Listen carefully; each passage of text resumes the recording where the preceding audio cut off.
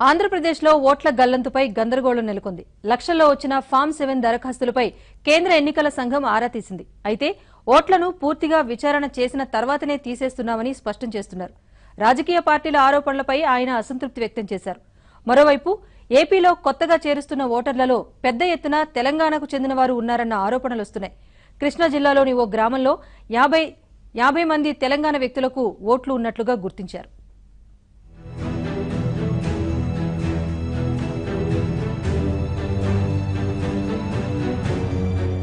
తెలంగాణ వ్యక్తుల ఓట్లు ఏపీ ఓటర్ల జాబితాలో ప్రత్యక్షమయ్యాయి. ఆంధ్రప్రదేశ్లోని సరిహద్దు జిల్లాల్లో ఈ ఓట్లు ప్రత్యక్షం కావడం తీవ్ర సంచలనం రేకెత్తిస్తోంది. కృష్ణా జిల్లాలోని నందిగామ నియోజకవర్గంలో ఖమ్మం జిల్లా వాసుల ఓట్లు ఓటర్ల జాబితాలో కనిపించాయి. ఇదే విధంగా గుంటూరు, కృష్ణా, కర్నూలు జిల్లాల్లో సరిహద్దు నియోజకవర్గాలలో తెలంగాణ ఓట్లు చేరిపోయాయని టీడీపీ హైకమాండ్ కు సమాచారం అందడంతో పార్టీ నేతలను అప్రమత్తం చేశారు.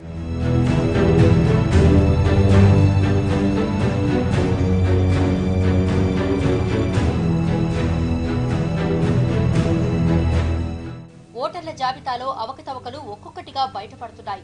ఫామ్ 7 దరఖాస్తులతో లక్షలాది ఓట్లు తొలగించేందుకు అక్రమంగా దరఖాస్తులు చేశారు.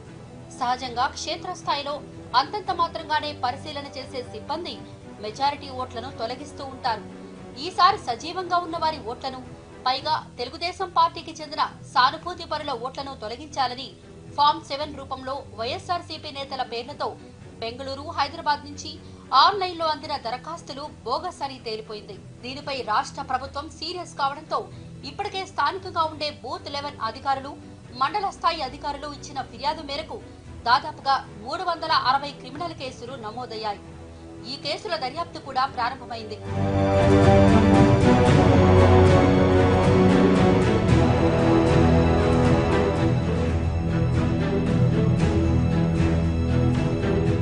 పోలీసులు ఫామ్ 7 దరఖాస్తులపై క్రిమినల్ కేసులు నమోదు చేస్తుండటంతో ఇవి పూర్తిగా తగ్గిపోయాయి.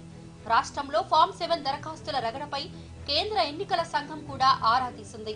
ఫామ్ 7 దరఖాస్తులలో అక్రమంగా చేసిన వారిలో ఎవరు ఎక్కువగా ఉన్నారని కూడా కేంద్ర ఎన్నికల కమిషన్ అడిగి తెలుసుకుంది.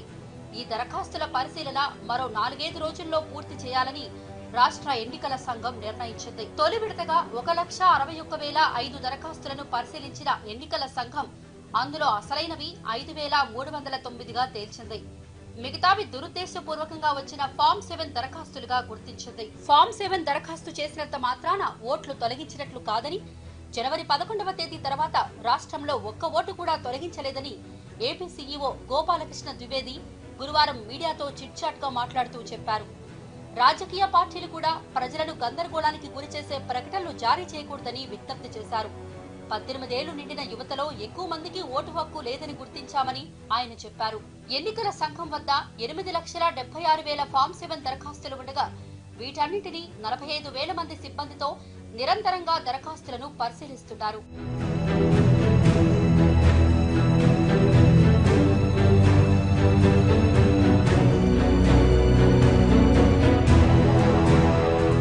ఓవైపు ఫామ్ 7 వ్యవహారం నడుస్తుండగానే కొత్తగా చేరుతున్న ఓట్లలో అనేక అవకతవకలు బయటపడుతున్నాయి. తెలంగాణకు చెందిన అనేక మంది ఏపీలో ఓట్లు నమోదు చేసుకుంటున్నట్లు తేలింది. కృష్ణా జిల్లా నందిగామ నియోజకవర్గంలోని వీరులపాడు మండలం పెద్దాపురం గ్రామంలో తెలంగాణలోని ఖమ్మం జిల్లాకు చెందిన వారి ఓట్లు ప్రత్యక్షం కావడం సంచలనం రేకెత్తించింది. తమ ఓటర్ల జాబితాలో వేరే వారి పేర్లు ఉండటం ఏమిటని ఆశ్చర్యపోయిన తెలుగుదేశం వర్గాలు తహసీల్దార్ కార్యాలయం ముందు ధర్నా చేశారు. వారి ఓట్లు జాబితాలోకి ఎలా వచ్చాయో తెలియదని బూత్ లెవెల్ ఆఫీసర్లు చెప్పడంతో విచారణ ప్రారంభించారు. నా బూత్ లో కొత్తగా 4 ఓట్లు నమోదైనవి. వాటి గురించి నాకు ఎటువంటి సమాచారం నా దగ్గర లేదు. నాకు తెలియకుండానే ఆ ఓట్లు నా బూత్ లోకి రావడం జరిగింది.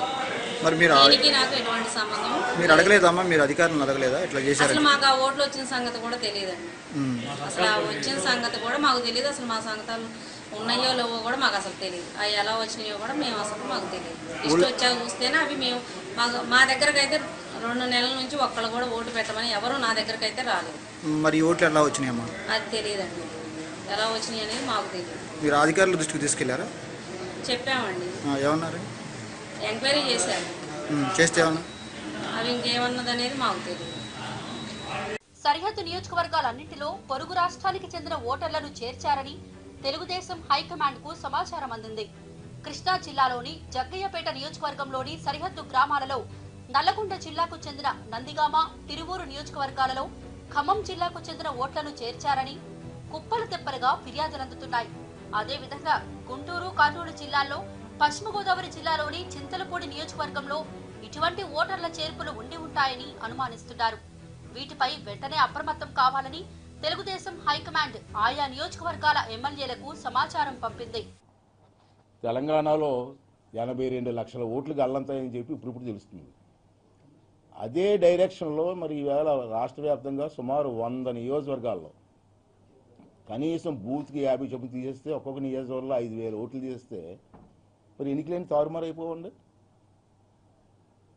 5,000 ఓట్లు తీసేస్తే 10,000 ఓట్లు మైనస్ అయిపోతుంది ఒక్కొక్క క్యాండిడేట్కి. మరి 10,000 ఓట్లు మైనస్ చేస్తే రిజల్ట్ తారుమారు అయిపోదు. అంటే ఎవరైనా ప్రజాస్వామ్యంలో మనం చూసేది ఏంటంటే, ప్రజల దగ్గరికి వెళ్ళి మేము ఈ కార్యక్రమాలు చేసి ఇప్పటి వరకు రేపు మళ్ళీ గెలిస్తే ఈ కార్యక్రమాలు చేస్తామని చెప్పి ఓట్లు అడుగుతాం మేము. అలాంటిది ఆ పని చేయకుండా ఓట్లనే తొలగించే ప్రక్రియ చేయడం అన్నది చాలా బాధాకరమైన విషయం. ఇది చాలా పెద్ద నేరం. మరి ఇమీడియట్గా ఎన్నికల కమిషను దీన్ని మరి సీరియస్గా తీసుకొని వీళ్ళందరి మీద క్రిమినల్ చర్యలు పెట్టి మరి చేయవలసిన అవసరం ఉందని చెప్పి కూడా నేను మనం చేస్తున్నాను. అదే కాకుండా ఎన్నికల కమిషన్ ఎలాగా మేము ఇస్తున్నాం, అందరికీ ఇస్తున్నాం.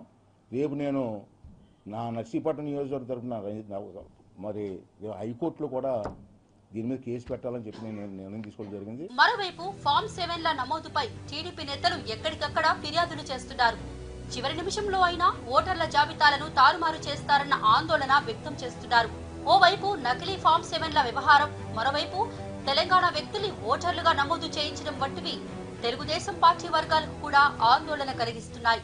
తన నియోజకవర్గంలో వేల సంఖ్యలో ఫామ్ 7లు వచ్చాయని ఈసీ అధికారికి మంత్రి అయ్యన్న ఫిర్యాదు చేశారు. మొత్తానికి ఈ ఓట్ల తొలగింపు వ్యవహారం ఎన్నికల వరకు వివాదాస్పదంగా ఉండే అవకాశం కనిపిస్తోంది.